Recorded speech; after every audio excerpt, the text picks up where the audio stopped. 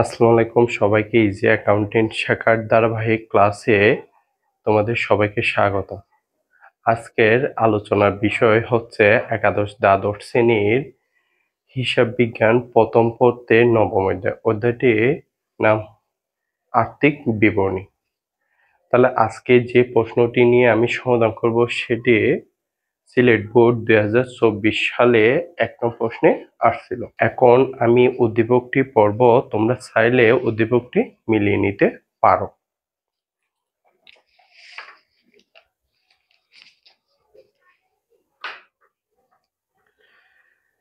Sylhet board 2024 Saha ট্রেডার্সের রে মিলের নিম্নে প্রদত্ত হলো। তাহলে আমরা জানি আর্থিক বিবরণী সৃজনশীলে দুটি অংশ থাকে, একটা হচ্ছে রে মিল, দ্বিতীয়টি হচ্ছে সমন্বয়। তাহলে রে মিল এন্ট্রিগুলো একবার বসে আর সমন্বয় এন্ট্রিগুলো দুইবার বসে। তাহলে প্রারম্ভিক মজুত পণ্য বিক্রিত পণ্যের ব্যয়তে বসে, ক্রয় বিক্রিত পণ্যের ব্যয়, বিক্রয় বিক্রিত পণ্যের ব্যয়ের উপরে বসে, বেতন খরচ পরিচালন ব্যয়, বিজ্ঞাপন খরচ পরিচালন ব্যয়, ভাড়া খরচ পরিচালন ব্যয়, পরিবহন খরচ। যদি শুধু পরিবহন খরচ থাকে তাহলে বিক্রিত পণ্যের ব্যয়, যদি ক্রয় পরিবহন থাকে বিক্রিত পণ্যের ব্যয়, যদি বিক্রি পরিবহন থাকে পরিচালন ব্যয়তে বসে।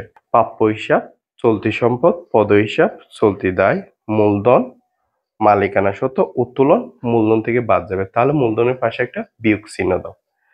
আসবাবপত্র, স্থায়ী সম্পদ, যন্ত্রপাতি, স্থায়ী সম্পদ, নগদ তহবিল, চলতি সম্পদ। তাহলে আমরা ভালো করে রেমিলটি পড়লাম। এরপরে আমরা নিচের সমন্বয়গুলো পড়ব।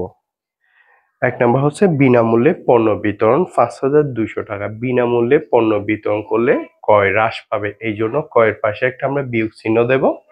বিনামূল্যে কোনো কিছু করলে এটা কিসের উদ্দেশ্যে করা হয়? বিজ্ঞাপনের উদ্দেশ্যে। বিজ্ঞাপনের পাশে একটা যোগ চিহ্ন দেব। তাহলে বিনামূল্যে পণ্য বিতরণ করলে একবার ক্রয় থেকে বাদ যাবে, আরেকবার বিজ্ঞাপনের সাথে যোগ হবে। 2 নম্বর সমন্বয়ে ধারে পণ্য ক্রয় হিসাবভুক্ত করা হয়নি 6,000 টাকা।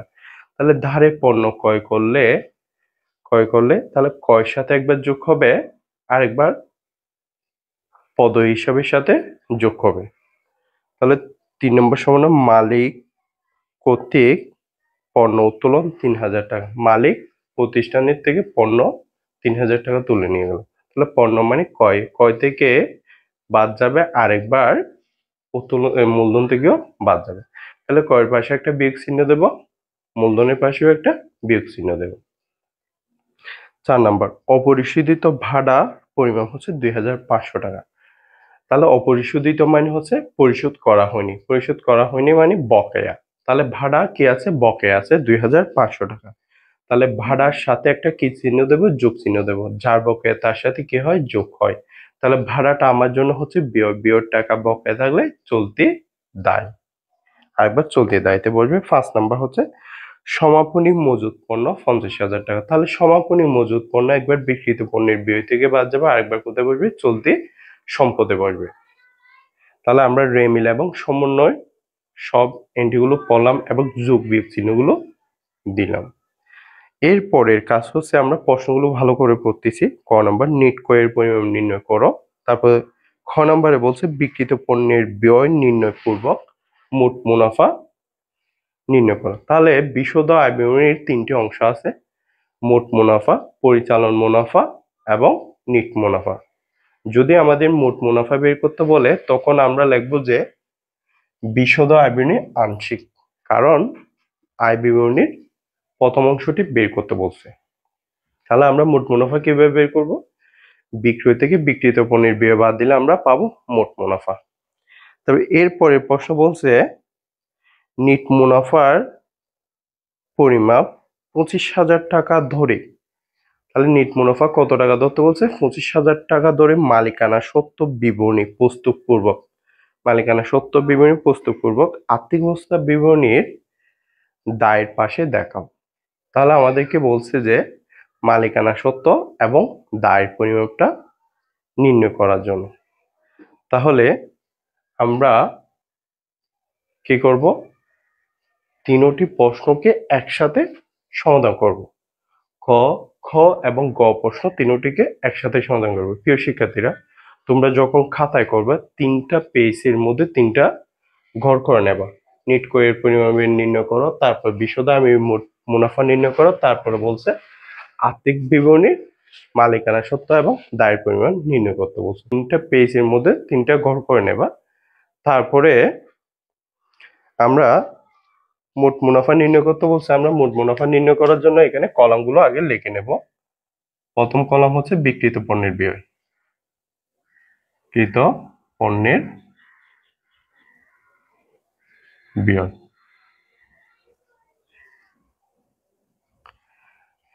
তাহলে বিক্রয় থেকে যখন আমরা বিক্রিত পণ্যের ব্যয় বিয়োগ করব তখন আমরা মোট মুনাফা পেয়ে যাব। তাহলে এখানে আর বিশদ আয় বিবরণী মোট মুনাফার মধ্যে আমরা কোনো কলাম আর আসবে না। তাহলে আর্থিক অবস্থা বিবরণী, মালিকানা সত্ত্ব বিবরণী এবং কি বের করতে বলছে, দায়ের পরিমাণ। তাহলে মালিকানা সত্ত্ব বিবরণী এখানে মালিকানা সত্ত্ব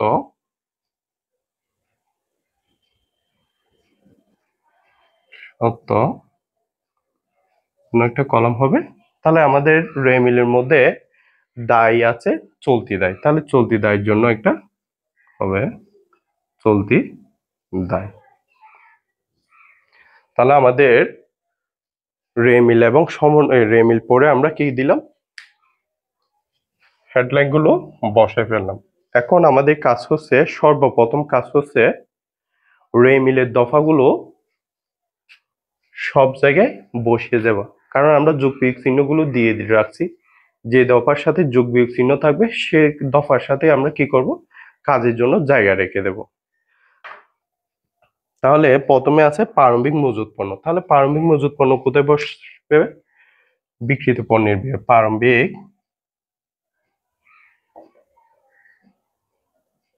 মজুত পণ্য। তাহলে প্রারম্ভিক মজুত পণ্য কত, 25,000 টাকা। তাহলে দ্বিতীয় কলামে লিখবো। কখন দ্বিতীয় কলামে লিখবো, যখন যোগ বিয়োগ চিহ্নগুলো থাকবে না তখন। তাই কয় হচ্ছে নিট কয়ের এখানে বসবে কয় 95,000 টাকা। এটার সাথে 3টা কাজ আছে, 3টা কাজের জন্য 3টা জায়গায় রেখে দিলাম। এরপর আছে বিক্রয়। বিক্রয় কোথায় বসে, বিক্রিত পণ্যের ব্যয়ের উপর বসে বিক্রয়। তাহলে বিক্রয়ের সাথে কোনো যোগ বিয়োগ চিহ্ন নেই, এই জন্য আমরা কোন কলামে লিখবো, একবারে সর্বশেষ কলামে, 3rd কলামে লিখবো শেষ। এরপর বেতন খরচ পরিচালন ব্যয়। তাহলে আমাদের পরিচালন ব্যয়ের অংশটুকু এখানে বের করতে বলেন, এই জন্য আমরা পরিচালন ব্যয়ের এন্ট্রিগুলো এখানে বসাতে পারবো না। বিজ্ঞাপন খরচ সব বসাতে পারবো, পরিবহন খরচ। তাহলে পরিবহন খরচ কোথায় বসবে, বিক্রিত পণ্যের ব্যয়। পরিবহন খরচ। তাহলে পরিবহন খরচ কত দেওয়া আছে,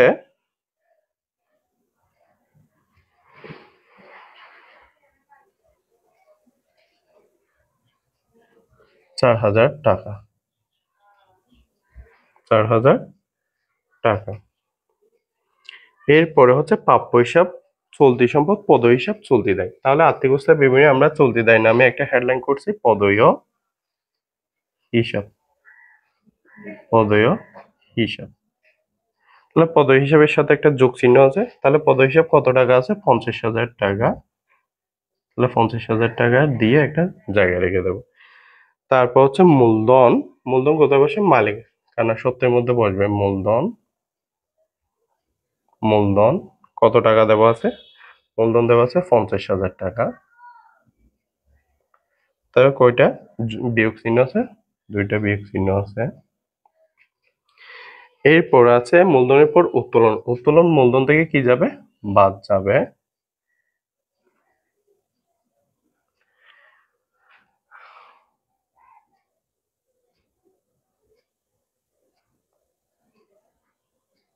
উত্তোলন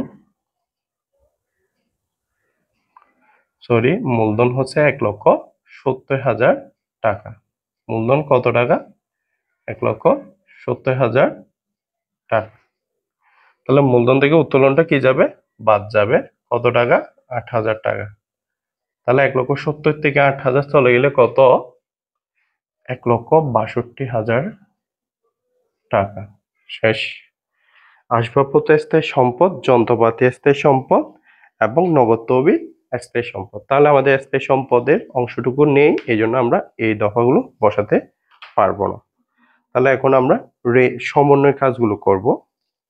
তাহলে রে মিলের দফাগুলো একবার বসে আর সমন্বয় দফাগুলো দুইবার বসে। তাহলে 1 নম্বর সমন্বয় বিনামূল্যে পণ্য বিতরণ 5,200 টাকা।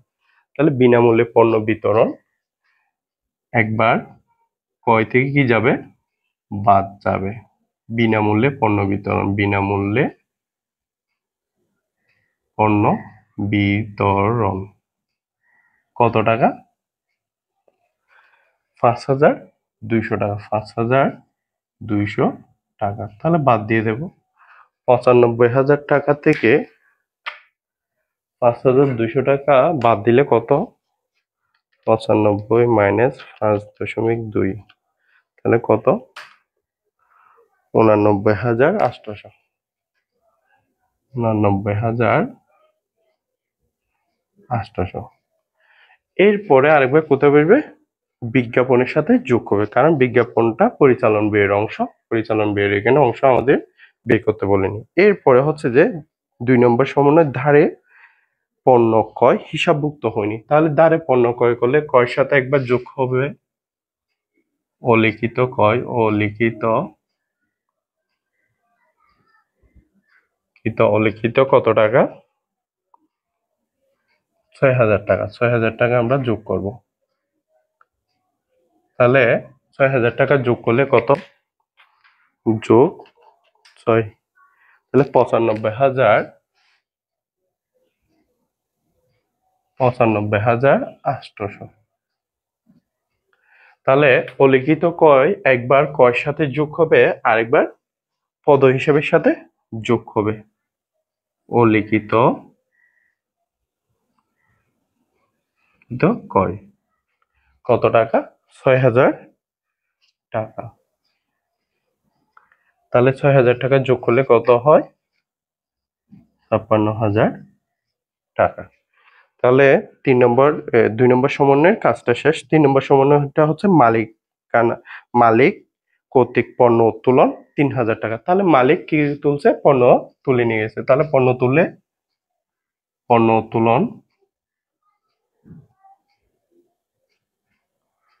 উত্তোলন কত টাকা? 3,000 টাকা। তাহলে কয় থেকে একবার বাদ যাবে, আরেকবার মূলধন থেকে বাদ যাবে। তাহলে এটা পণ্য উত্তোলন 3,000 টাকা বাদ দিয়ে দেব। তাহলে এখন আমরা বিয়োগটা করে নিই। বিয়োগ, তাহলে আমাদের নেট ক্রয়ের পরিমাণ হচ্ছে 92,800। তাহলে মালিকানা সত্ত্ব এখানে হচ্ছে 1,62,000 বিয়োগ 1,00,000,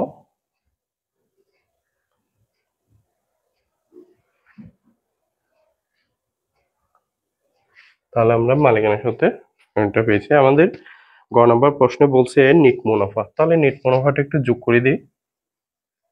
নিট মুনাফা, তাহলে নিট মুনাফা কত টাকা ধরতে বলছে আমাদেরকে? নিট মুনাফা ধরতে বলছে 1,84,000 টাকা। তাহলে 1,84,000, 1,84,000 যোগ করলে হচ্ছে 3,43,000 টাকা। তারপরে 4 নম্বর সমন্বয় বলছে অপরিশোধিত ভাড়ার পরিমাপ হচ্ছে 2,500 টাকা। তাহলে অপরিশোধিত ভাড়া পরিশোধ করা হয়নি, মানে বকেয়া রয়ে গেছে। তাহলে যার বকেয়া তার সাথে একবার যোগ হবে, তারপরে আরেকবার ভাড়া হচ্ছে বিয়ের টাকা বকেয়া থাকলে চলতি দেয়। তাহলে বকেয়া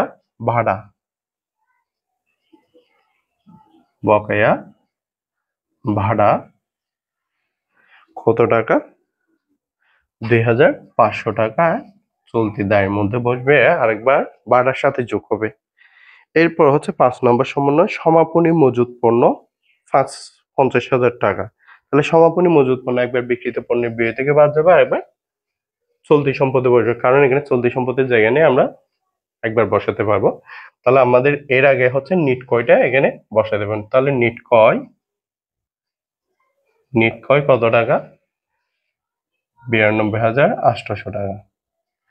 তারপরে সমাপনী মজুত পণ্যটা বসে দেবে। সমাপনী মজুত পণ্য কত টাকা? 50,000 টাকা বাদ দিয়ে দেবো। 50,000 টাকা বাদ দিয়ে দেবো। তাহলে আমাদের সমন্বয় এবং রেমিলের সম্পূর্ণ কাজটা শেষ। এখন আমরা শেষ কাজটা করব যে যোগ বিয়োগ। তাহলে যোগ বিয়োগ করলে আমাদের অঙ্কটা মিলে যাবে।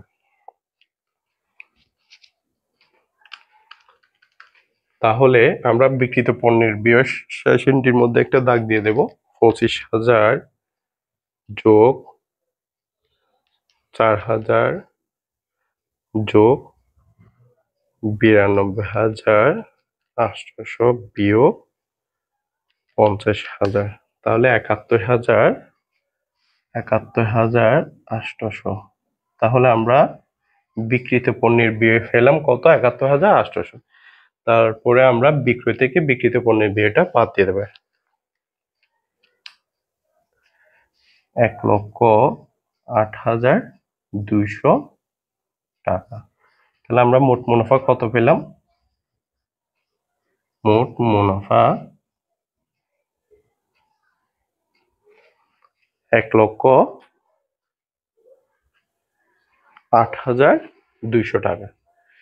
এরপরে আমরা আর্থিক অবস্থা বিবরণীর মালিকানা সত্ত্ব অংশটুকু কাজ করে ফেলি। তাহলে এখানে আর কোনো কিছু নেই, এই জন্য এই টাকাটাকে সেম টাকাটাকে আমরা থার্ড কলামে নিয়ে আসবো। 43,000, 3,43,000। চলতি দায়ের মধ্যে দুইটা টাকা আছে, দুইটা টাকাকে আমরা যোগ করব। 56,000 যোগ 2,500, তাহলে 58,500।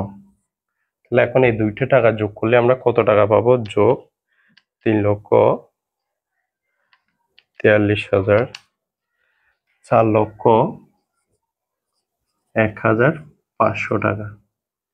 তাহলে 4,01,500 টাকা। এটা হচ্ছে যে দায় প্লাস মালিকানা সত্ত্ব।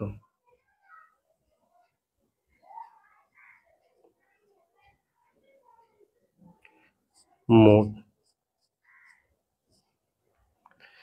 তাহলে প্রিয় শিক্ষার্থীরা, আমরা কত সহজে একটি আর্থিক অবস্থা বিবরণীর সমাধান করলাম। তাহলে আর্থিক অবস্থা বিবরণী সহজে করার জন্য প্রথম পদক্ষেপ হচ্ছে তোমাদের ভালো করে প্রশ্নটি পড়া। দ্বিতীয় কাজ হচ্ছে যে যোগ বিয়োগ চিহ্নগুলো দেওয়া। এর পরবর্তী কাজ হচ্ছে যে তিনটা পেজের মধ্যে তিনটা প্রশ্নের জন্য জায়গা রেখে তারপরে আমরা কলামগুলো দিয়ে দেব। রেমিল থেকে পড়ে কোন কলামগুলো কোন প্রশ্নের মধ্যে আসবে। কলামগুলো দেওয়ার পর আমরা রেমিলের এন্ট্রিগুলো প্রথমে বসায় ফেলবো। তারপর দ্বিতীয় কাজ হচ্ছে সমন্বয় কাজগুলো করব। তারপরে যোগ বিয়োগটা করলে আমাদের অঙ্কটা খুব সহজে মিলে যায়। শিক্ষার্থীরা, যদি আমার এই প্রশ্নটি সমাধান করা তোমাদের কাছে ভালো লাগে, তাহলে পরবর্তী ক্লাস পাওয়ার জন্য আমার চ্যানেলটি সাবস্ক্রাইব করে রাখবে।